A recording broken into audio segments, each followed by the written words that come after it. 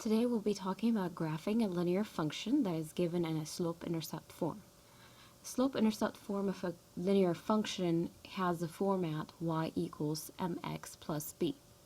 Y and x are the variables, m represents the slope, and b represents the y-intercept of the linear function. Let's go ahead and look at an example from an ALEKS topic.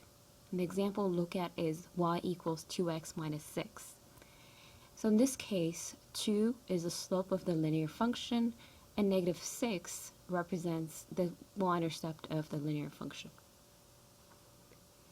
Given that the slope is positive, we expect the function to be an increasing line from left to right. And the minus 6 on the y-intercept means the graph crosses the y-axis at negative 6. Let's go ahead and graph it on ALEKS here. To graph the line, we need to find some points. And you find points by plugging in just different numbers for the value of x. You can do that for y as well. Today we'll plug in numbers for x, and then we'll find the corresponding y. Let's plug in x equals 0 for x. When x is 0, if you calculate that, you would get negative 6 for y. Plot the point. Let's plug in x equals 1. So when x is 1, if x is 1, y would be negative 4.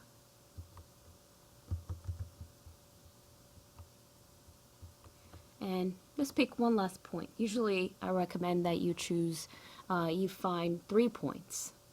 So my third point, I'll plug in, if x is negative 1, what would y be? So I'm plugging in negative 1 for x. 2 times negative 1 is negative 2. Negative 2 minus 6 is minus 8. We plot the point. And so we have 3 points, and we can see that they all line up. That means we're on the right track, which is great. Okay, so let's go ahead and pick up the ruler, graph our line.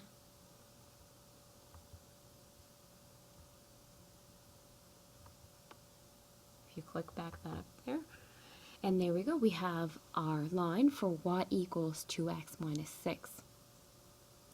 One great tool that you can use for exploring the slope-intercept form or any other function that you might be looking at is a site called Desmos.com.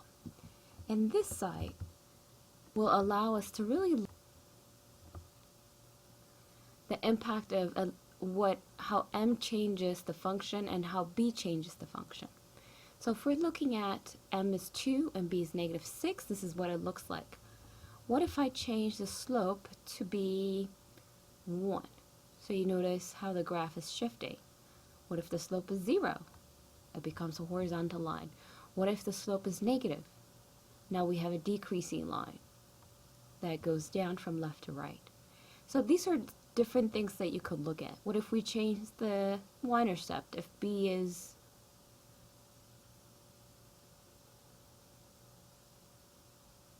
b is 0 or b is positive, and so you see how the graph shifts as I shift the b value.